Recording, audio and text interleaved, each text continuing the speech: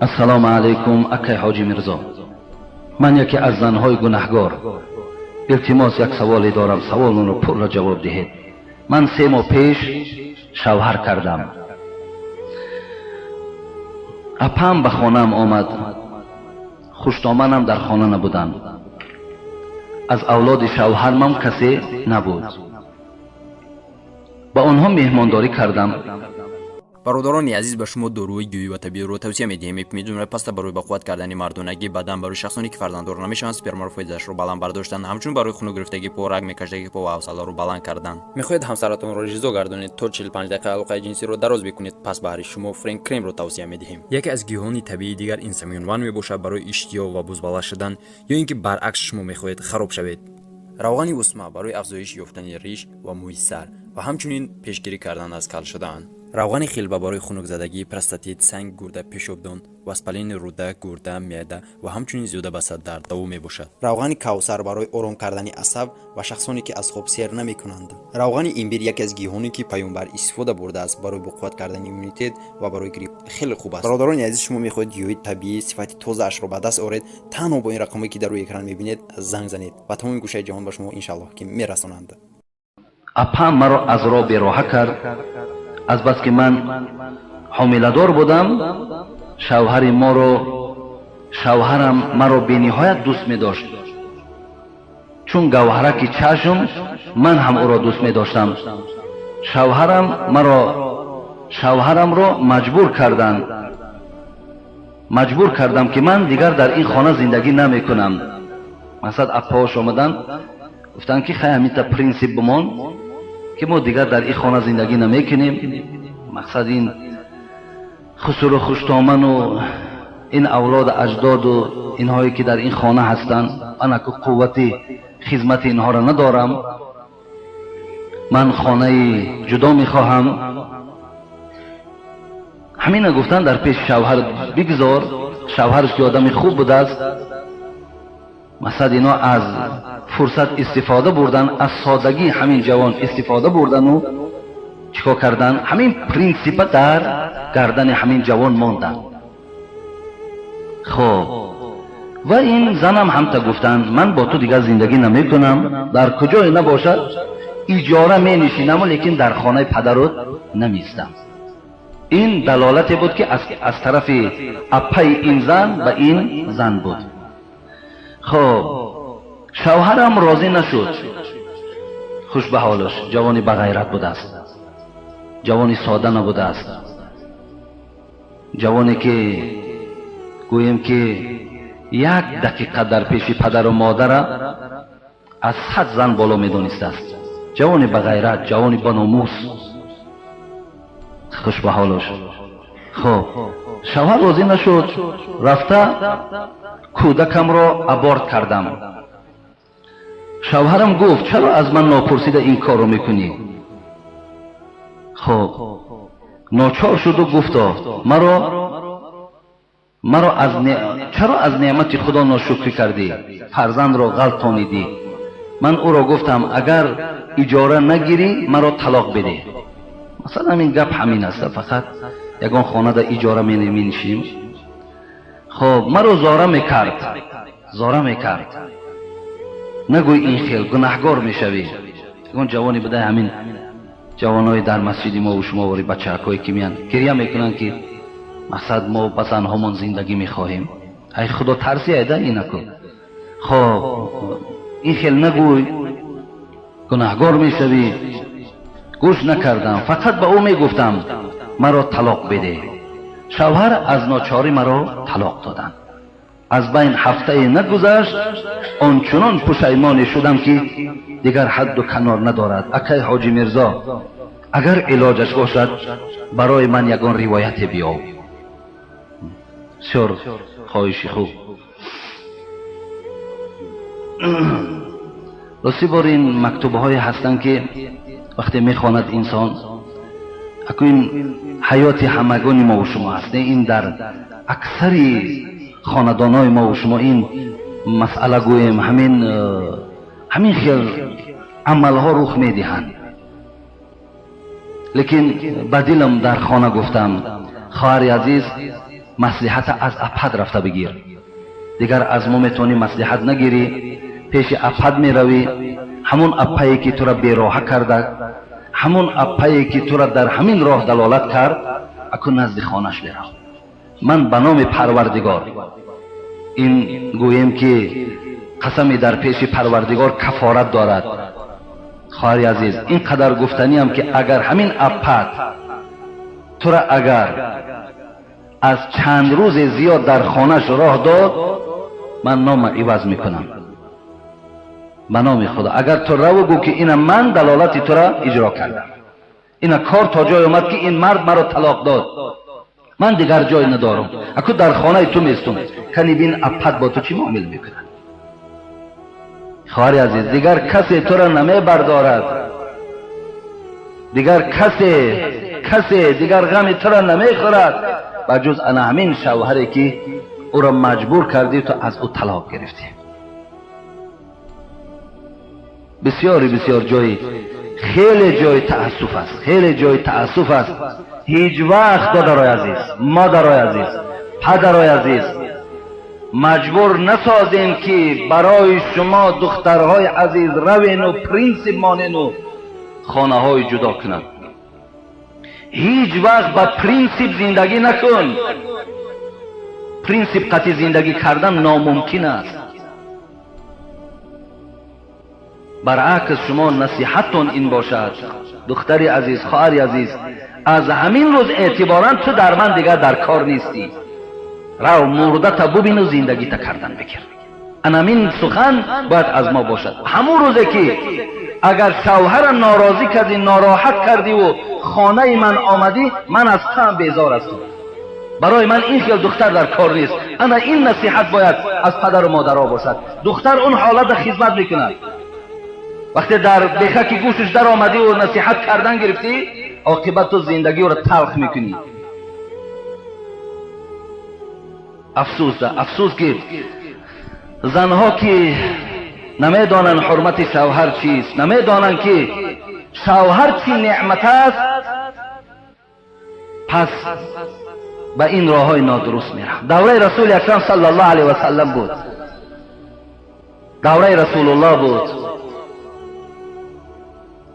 زنها آن مقدار شوهرها را دوست می داشتند که تیار بودند که جان اونها را خدا قبض کند و به شوهرها یگان زیان و ضرر نیاید. اونقدر شوهر دوستدار بودند. مادر عزیز، خدا شما را شوهر دوستدار کند. خدا در ذهن شما محبت شوهر اولین درجه گذارد. باری میگد یکی از مردها که بیابان کار میکردن، گرمی های سخت بود، بیگاه به خانه آمد. زن که زنی خدا ترس بود، زن که زنی به قدر شوهر میرسید، زنی مسلمان بود. همین برای زن از همه مهم که شوهر احترام کند، در وجود او ترس خدا را جای کن، تمام دیگر خدمت ببین. زنی خدا ترس که بود، میدانست حقوقهای شوهر که میدانست. دیگر شوهرش بیگاه آمد و لب و دهان همه خوش گفت. زنه گفت یک ظرف ده آبم بیار. ها زنه ببینین، غمخواری را ببینین.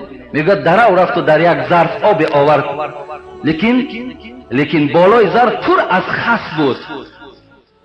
خس میدانین، باقی مانده گندم، همون که میگیم یا خس میگیم، بالای آب پر از خس کرده است.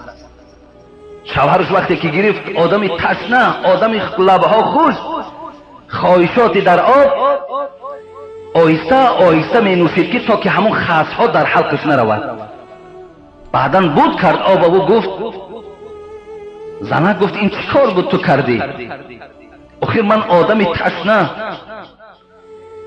آخر اینقدر حلق من قاق، این عمل تو کردی، من بسیار آهسته عاقبت تشنگیم شکست، لیکن دیرتر. گفت مرد گفت من از پیغمبر خدا شنیدم که اگر وقتی انسان بسیار تشنگی سخت او را غلبه کند، یک باره اگر آب نوش است، جگری او علتی می شود. من به این خاطر این خسها را گذاشتم که تو آهسته نوشی و در جگر تو یگان درد و غم پیدا نشود.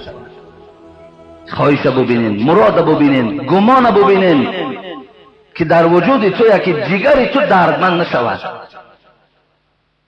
وجود تو در درد نماند. ولی البته خاص که در بالای آب این عقل ببینین، این فراست ببینین. حضرت شیخ سعدی می گفت هر کی را خانه آباد و همخوابه دوست، اگر برای کسی که خداوند این گونه زنی با توفیق دهد، این گونه زنی خوب نصیب گرداند، هر کی را خانه آباد و همخوابه دوست، خدا را بر رحمت نظر سوی اوست. اگر کسی که این گونه زنی خدا ترسان، این گونه زنی غمخوار شوهر دارد، پروردگار نظر رحمتش بر بالای اون جوان و بر اهل این خاندان است. امام احمد حنبل خواهر عزیز، من برای تو این حجت ها را میارم. امام احمد حنبل صاحب مذهب بودند، زنی بسیار خدا ترس داشتند. خدای مهربان دعا میکنیم که جمله زنهای خدا ترس از زیاد کند تا که این مردم ما سرسان و سرگردان نشوند. امام احمد حنبل میگوید، زنی و حکایه میکند که وقتی که خانه می آمد امام احمد حنبل که از تار سر تا گویم که کف پا از خدا می ترسید، وقتی می آمد میگه که من در چهره وی شادی را می دیدم، به سوی خدا شکر می کردم که شوهر من شاد است. ببینید وقتی که خانه می در آمد، مقصد به چشماش نگاه می کردم، به چهرهش نگاه می کردم، از چهره او می فهمیدم که همین حالت شوهر من چگونه است، طبعش خیره است یا طبعش خیره نیست. وقتی که طبع او خیره نمیشد، به سوی خدا میگفتم هزارها شکر که شوهر من امروز طبعش خیره نیست. وقتی که اگر در چهره او غم میدیدم، پس میپرسیدم ای احمد، غمی در چهره برای چیست؟ اگر میگفت که کار دنیا ماندم کرد، کفاکه میگفتم. ببینید اگر میگفت که کار دنیا مرا مانده کرده است، من برای او میگفتم کفاکه، یعنی ای احمد همین قدرش بس است برای دنیا، دیگر محنت نکن، دیگر زحمت نکش. من راضی هستم که گرسنه مانم، لیکن از او یکی یک لقمه حرام میخورم. من راضی هستم، همین قدر در دنیا کار کردی بس است. لیکن وقتی اگر میگفت امام احمد حنبل برای من میگفت که زنک، این غمی که در چهره من میبینی غم آخرت است، زن امام احمد حنبل در این چی میگفت؟ زادک الله، دعا میکرد که خدایا اگر این غم تو غم آخرت باشد، خدایا غم آخرت احمد حنبل از زیاد بگردان. ببینید غم از آخرت باشد، دعا میکرد زنش خدا غم شبا زیاد کن، مثلا همون غمخواری به آخرت زیاد کن. زیرا که صاحب 4 کتاب میگفت غم دین خور که غم دین است، همه غمها فروتر از دین است. غم دنیا مخور که بیهوده است، هیچ کس در جهان نه آسوده است. بله مثال شما حضرت دعا میکردن که خدا اگر غمت غم آخرت باشد، خدا زیادش گرداند. مقصد در غم آخرت شوهر دعا میکرد، اگر از حساب دنیا مانده میشد میگو که شوهر بس است، کفاک بس است، دیگر پی دنیا را نگرد، پی دنیا را نگرد. زیرا که در قصه ها میارد که یک مرد بسیار آدمی با دولت بود و یک چشمش کور بود. میگن آدمی با دولت بود است، با ثروت بود است، یک چشم کور داشته است. قریب چند سال با زن خود زندگی داشتم. بناگاه یک روز این مرد اون ثروت و دولتی که داشت آهسته از دستش رفت و آدم نادار شدم. بعداً وقتی که به خانه آمدم دست خالی، هر روز با دست پر می آمدم.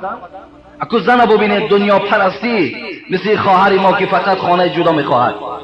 بعداً میگه زن نگاه کرد که دست شوهر که خالی است، در او به چهره مردک نگاه کرد و گفت مردک این چشم تو کور بود است کو؟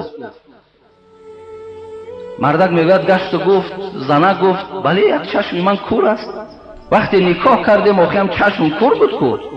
گو راستی بار من این تی چند سالی که با تو زندگی داشتم، دستات که پر می آمد من به دستت نگاه میکردم، به چشم تو نگاه نمیکردم.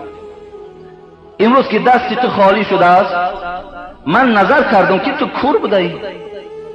مردک میگه گشت و گفتن که بله خدا یک چشم مرا نه دو چشم مرا کور کرد که مثل تو بر این زن دنیا پرست و زن از خدا بیخبر برای خود انتخاب کردم.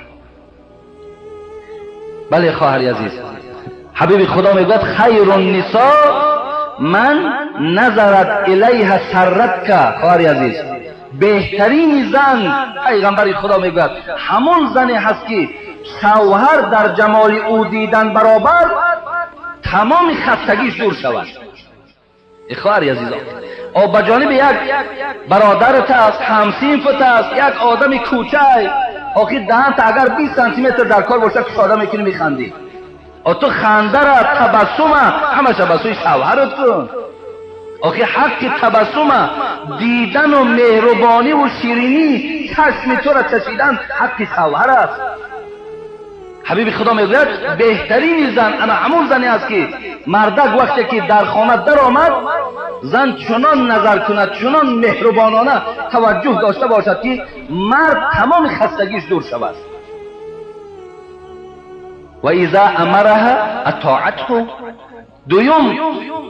دویم چیزی که زن بهترین زنها میگرداند این بود است که وقتی شوهر امرش کرد اطاعت شوهر کند، اطاعت اپش نکند، اطاعت آچش نکند، اطاعت دیگر قدردانهاش نکند، اطاعت شوهر کند.